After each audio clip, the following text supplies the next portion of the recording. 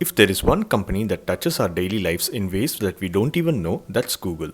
From YouTube that you are watching right now, to Android phones, to tabs, to TVs, to search, Google is your indispensable family member. Imagine then that working for such a company entails both extraordinary abilities to change the world and also the pride associated with it.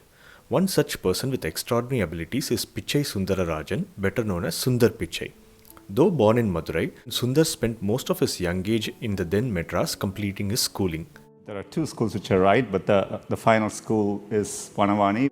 He also reminisces his time as a test cricket lover in the city. He grew up in Madras, not in Chennai. Yeah, there you go. And Madras is as test cricket as you can get. I was telling Harsha just before we walked in, I was fortunate enough to go and see most of you may not remember, but in the 80s, in 1986, we had it was a second tie test, I think, between India and Australia. And I was in the stadium then, and somebody had given me tickets because they thought the match was going to be a draw. But I always thought test cricket was amazing. Following him, there are also several SVPs in Google, past and present, who had roots in Chennai, like Prabhakar Raghavan, a graduate of IIT Madras, who is today at the top of Google as SVP for Search, Assistant, Geo, Ads, Commerce and Payments. Or take Vidya Srinivasan, who is VP for Google Search, Advertising and Experiences. Also comes Sridhar Ramaswamy, another notable computer scientist with roots in Chennai and who was earlier SVP for Ads and Commerce. Like this, if you just search on LinkedIn for current or past Google employees from Chennai, you would get results in several thousands. Despite, Sundar Pichai or other leaders seem to have never considered giving back to their home city with a beautiful Google office, leave alone a large campus. In order to understand why, let's rewind a bit into Google's history in India. In 2004, Google's founders Larry Page and Sergey Brin did their first ever whistle-stop tour of India. In course, they met the then President of India, guess whom, our APJ Abdul Kalam, and were impressed by him. They then announced opening of the first office in India in Bangalore for tech research. They also announced a second of Google's offices in India in Hyderabad for engineering, human resources, online sales and service functions. Then in 2006, Google set up a sales and marketing office in Delhi as well as in Mumbai for local advertising with customers like Citibank, Monster India, BharatMatrimony.com, Make My Trip and so on, since most were headquartered in one of these two cities. Fast forward to 2014 when Google opened their new office in Gurgaon. Then in 2015, after the Telangana state was formed, its IT Minister K.T. Ramarao met with Google leaders in Mountain View campus in California. Google then decided to build its largest campus outside the US in Hyderabad, over 3 million square feet. And of course, after several hurdles, the campus is now commenced with the groundwork initiated at Gachibowli.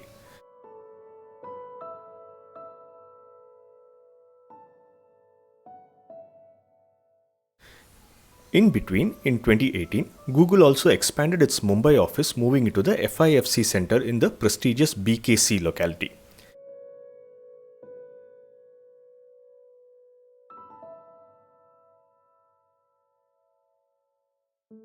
Finally, to rub salt into Chennai's wounds, Google has selected Pune to be its next city for expansion in 2023.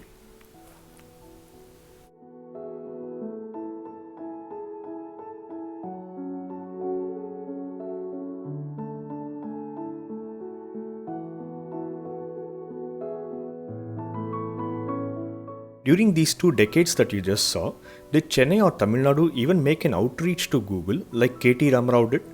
Well, it is said that Sundar Pichai visited his school Vana Vani in the IITM campus in December of 2015 after he was promoted to CEO, but no one from the government reached out to him.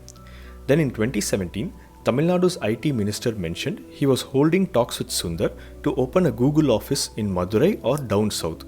Clearly, this proposal wouldn't have flown by Google if Madurai were to be pitted against large cities like Bangalore or Hyderabad when Chennai had the best chance, if at all.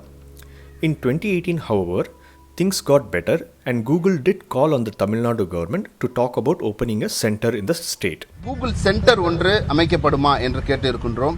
அதற்கு வாய்ப்புகள் இருக்கிறது என்று சொல்லி இருக்கின்றார்கள். அவர் ஏற்கனவே இந்தியாவில் 4 இடங்களில் டெல்லி, ஹைதராபாத், பெங்களூர், பாம்பே, இந்த 4 பெரிய நகரங்களில் அவர்கள் அந்த கூகுள் சென்டரை அமைத்திருக்கின்றார்கள்.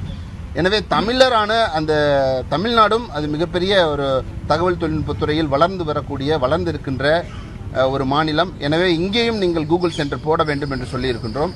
அவர்கள் அதை நாங்கள் சிஇஓவுக்கு தெரிவித்துவிட்டு மீண்டும் நாங்கள் பதில் தருகிறோம் என்று சொல்லியிருக்கின்றார். But in 2019, the Tamil Nadu IT minister got sacked by his own government, and perhaps the relationship with Google also ended with him. Sundar seemed to have made several visits to Chennai after that period too, but no outreach seemed to have happened. However, in 2023, thanks to IIT Madras, its research park invited the current Google India's CEO Sanjay Gupta, who left behind positive vibes. So thank you to the IIT Madras Research Park team and to Professor Ashok Jhunjhunwala. This is really truly an inspirational visit for me.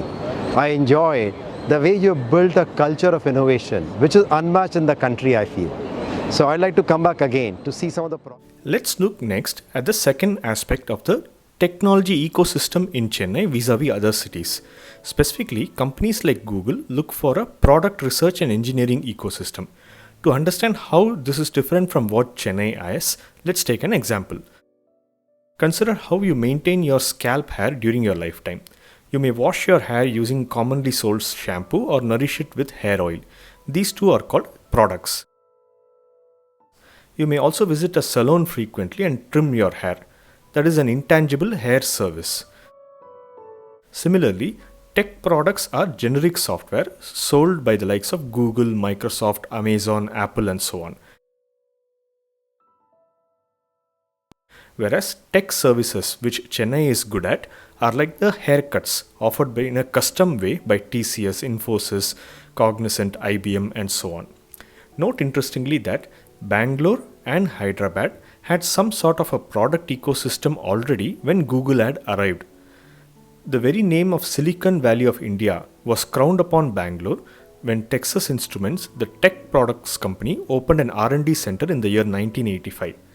Similarly, Hyderabad opened India to the West Coast product ecosystem when Chandrababu Naidu, the then CM, personally met and sold his high-tech city dream to Bill Gates in 1998. Since the talent required for software product engineering is very similar for a Google or a Microsoft or an Amazon, all these companies can coexist and tap into each other's employees, thereby creating a talent pool within a city like Hyderabad or Bangalore. But comparatively, Chennai only has abundant services companies to tap into, but none to claim as a flagship on the products side.